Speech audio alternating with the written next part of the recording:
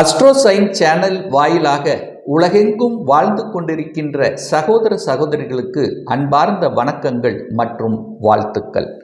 இன்றைய பதிவு அக்டோபர் மாத ராசி பலன்கள். முதலில் இந்த அக்டோபர் மாதத்தினுடைய கிரக நிலைகளை பார்க்கும் பொழுது குரு பகவான் ரிஷபமனையில் இருக்க 9/10/2024 அதாவது அக்டோபர் மாதம் 9ஆம் தேதி குரு வக்ர நிலைக்கு செல்கிறார். செவ்வாய் பகவான் மிதுனமனையில் வீற்றிருக்க இந்த அக்டோபர் மாதம் 20ஆம் தேதி அன்று கடகமனைக்கு பயிற்சியாகிறது. புதன் பகவான் கன்னிமனையில் ஆட்சி பலம் உச்சபலத்துடன் வலிமையாக இருக்க வருகின்ற அக்டோபர் மாதம் 10ஆம் தேதி புதன் பகவான் துலாம் மனைக்கு பயிற்சியாகிறது.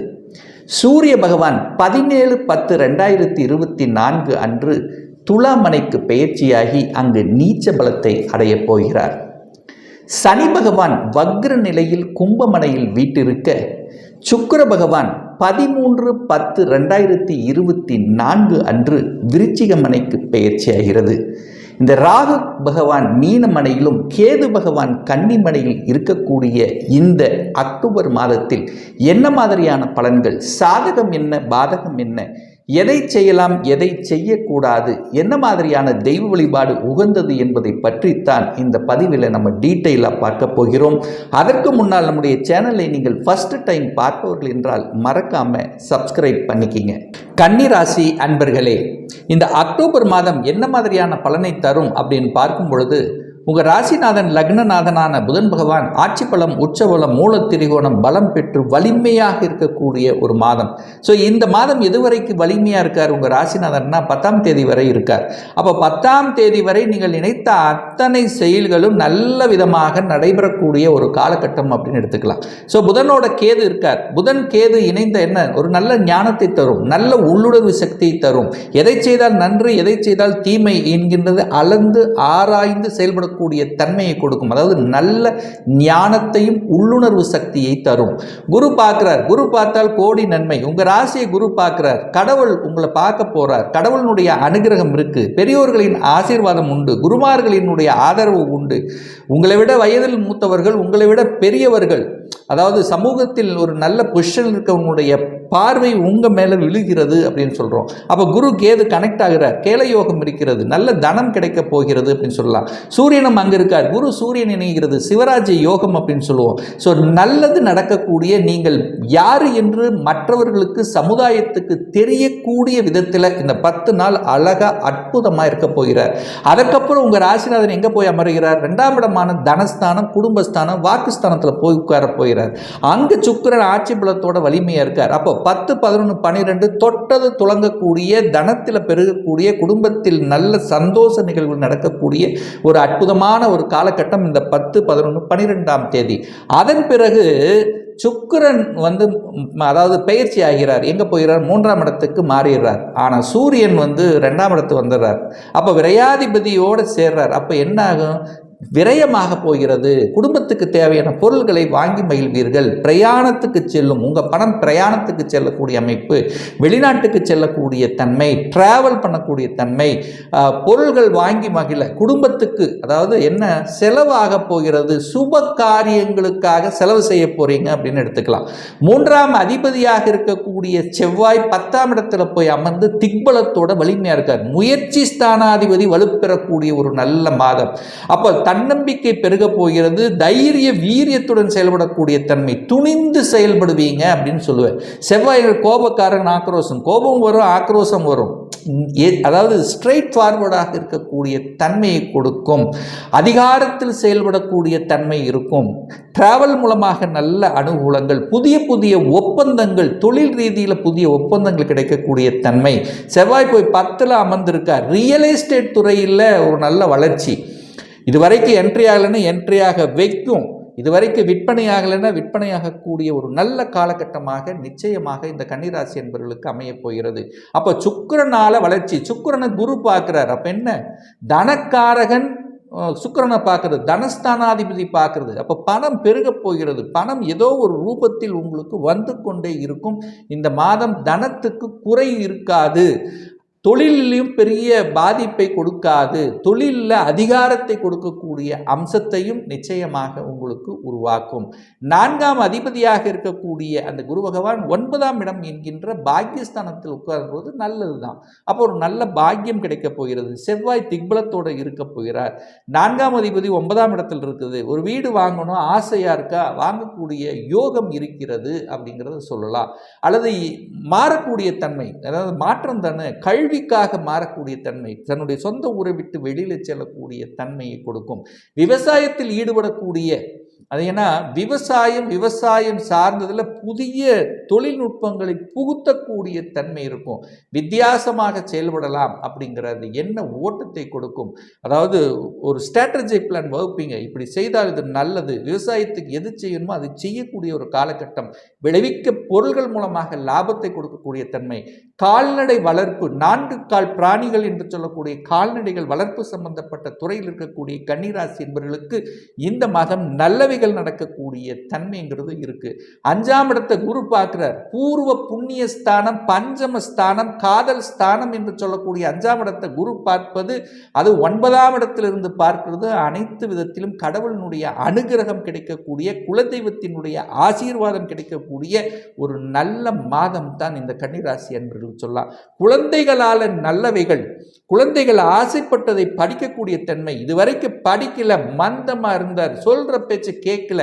ஸோ இந்த மாதிரி குழந்தைகளை நினைத்து வருத்தப்பட்டு கொண்டிருந்த கன்னிராசி என்பவர்களுக்கு இந்த மாதம் பெருமைப்படக்கூடிய விதத்தில் குழந்தைகள் நடந்து கொள்வார்கள். குழந்தைகளால் உங்களுக்கும் உங்களால் குழந்தைகளுக்கும் நல்லது ஒரு பாக்கியம் கிடைக்கக்கூடிய அனுகூலம் மிக்க ஒரு நல்ல மாதமாக அமைகிறது. குழந்தை பிறப்பு சம்பந்தப்பட்டத்தில் சாதகமான சூழ்நிலை இல்லாதவர்களுக்கு, எத்தனையோ செலவு செஞ்சுட்டு, எத்தனையோ ட்ரீட்மெண்ட் எடுத்துட்டேன், எத்தனையோ தெய்வங்களை வழிபட்டு விட்டேன், எத்தனையோ பரிகாரங்கள் செய்து விட்டேன், குழந்தை பாக்கியம் கிடைக்கலை என்று வருத்தப்பட்டு கொண்டிருக்கின்ற கன்னிராசி என்பவர்களுக்கு இந்த மாதம் நல்ல செய்தி கொடுத்து உங்கள் குடும்பத்தில் மகிழ்ச்சியும் சந்தோஷத்தை கொடுக்கக்கூடிய விதத்தில் இந்த கிரக பயிற்சிகள் இந்த மாதம் உங்களுக்கு சிறப்பாக இருக்கு. குழந்தை காரகனான குரு பகவான் குழந்தை ஸ்தானத்தை பார்க்கக்கூடிய அமைப்பு இந்த மாதம் இருக்கின்ற காரணத்தால அதுல ஒரு நல்லவைகள் நடக்கக்கூடிய தன்மை. பதவி கிடைக்கக்கூடிய, பதவி எதை சொல்லும், 5ஆம் இடத்தை சொல்லும், பதவி கிடைக்கும். பதவியை எதிர்பார்த்து காத்து கொண்டிருப்பவர்களுக்கு பதவி கிடைக்கக்கூடிய அமைப்பு, அதிகாரத்தை செல்லக்கூடிய அமைப்பு, கலைத்துறையில் ஈடுபடக்கூடிய அமைப்பு, கலை சம்பந்தப்பட்ட அனைத்து விதமான துறைகள், எழுத்து சம்பந்தப்பட்ட, இசை சம்பந்தப்பட்ட துறைகள், சினிமா சம்பந்தப்பட்ட, சினிமாவில் ப்ரொடியூசராக, நடிகர், இந்த மாதிரியாக இருக்கின்றவர்களுக்கு, ஊடகவியல் சார்ந்த துறையில் இருப்பவர்களுக்கும் புதிய அனுகூலங்கள், புதிய ஒப்பந்தங்கள் கிடைக்கக்கூடிய வாய்ப்புகள், சந்தர்ப்பங்கள், அதாவது ஒரு மாற்றத்தை நோக்கி செல்லணும் என்று இருக்கக்கூடிய கன்னிராசி என்பவர்களுக்கு எதிர்பார்த்த மாதிரி ஒரு நல்ல மாற்றத்தை கொடுப்பதற்கு இந்த மாதம் தயாராக இருக்கிறது. 6ஆம் இடத்தில் சனி பகவான் அமர்ந்திருக்கார், கடனை கொடுப்பார். 6ல் இருக்கக்கூடிய சனி என்ன தருவார்? 6ஆம் இடத்தை வலுப்படுத்துவார், கடனை தருவார், நோயை தருவார், எதிர்ப்பை தருவார், பகையை தருவார், எல்லாத்தையும் தருவார். அதை சமாளிக்கக்கூடிய ஆற்றலையும் தருவார். அப்போ அதுக்குள்ளே போவீங்க, அதிலிருந்து வெளிவருவீங்க.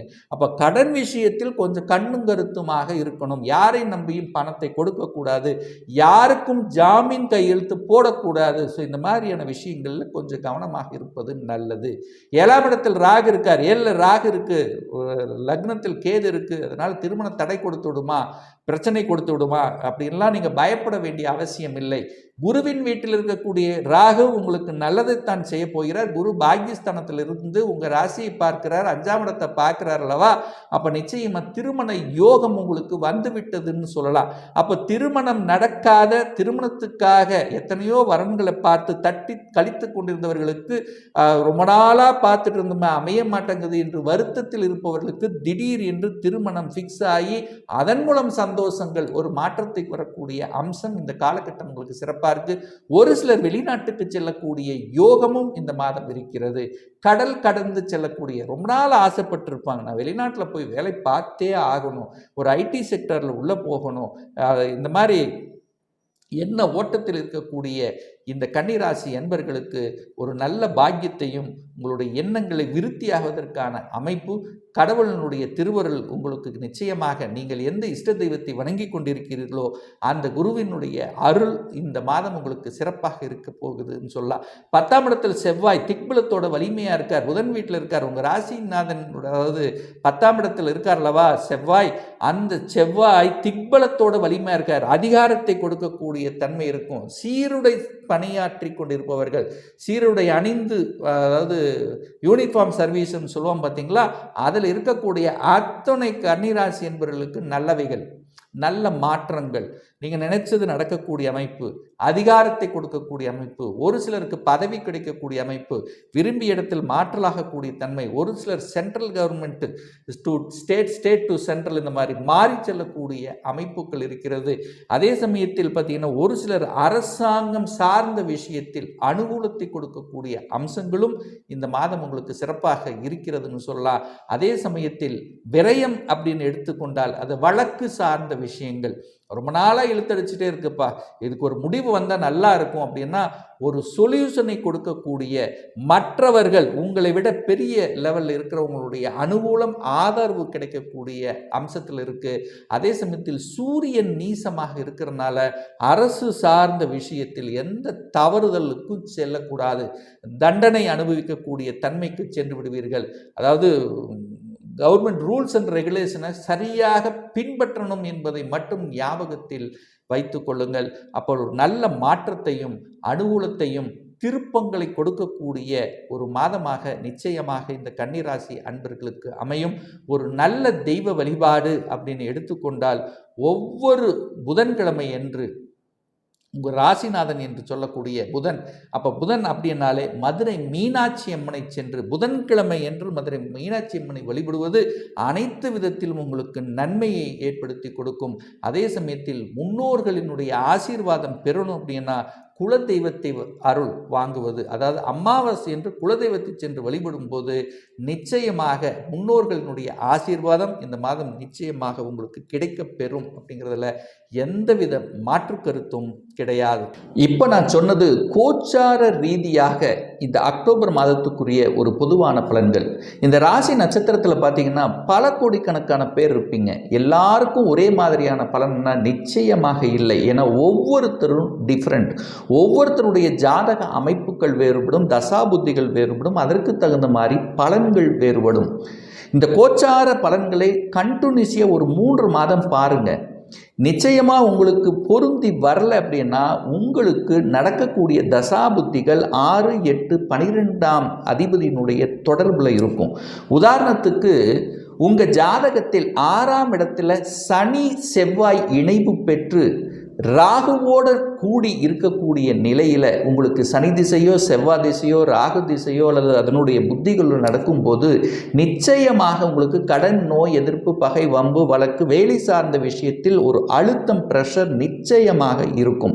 ஒரு துல்லிய பலன் வேணும் அப்படின்னா உங்கள் ஜாதகத்தில் கிரகங்கள் எப்படி இருக்குது, என்ன மாதிரியான ஆதிபத்தியம் பெற்றிருக்கு, எந்த அமைப்பில் இருக்கார், எத்தனை டிகிரியில் இருக்கார், கோச்சார கிரகங்கள் எப்படி இருக்குது, இப்போ நடப்பு தசாபுத்தி அந்தரம் சூட்சமம் வாயிலாக நீங்கள் கேட்கக்கூடிய எந்த கேள்வியாக இருந்தாலும் சரி, இந்த வருடத்தில் சொந்த தொழில் செய்வதற்கான விதி கொடுப்பினை நம்முடைய ஜாதகத்தில் இருக்கா, அப்படி இருக்கக்கூடிய பட்சத்தில் எப்போ நம்ம சொந்த தொழிலை ஆரம்பிக்கலாம், என்ன படிப்பு படித்தால் நம்முடைய ஃபியூச்சர் நன்றாக இருக்கும், எப்போ நமக்கு இடமாற்றம் கிடைக்கும், எப்போ நமக்கு ப்ரமோஷன் கிடைக்கும், திருமணமே ஆக மாட்டேங்குது, எப்போ தான் நமக்கு திருமணம் ஆகும், குழந்தை பாக்கியம் தள்ளி போய் கொண்டிருக்கிறது, எப்போ நமக்கு குழந்தை பாக்கியம் கிடைக்கும், எப்போதான் நமக்கு வீடு கட்டக்கூடிய யோகம் இருக்கிறது, இது போன்ற கேள்விகளுக்கு துல்லியமான பதிலை நம்மால் கூற முடியும்.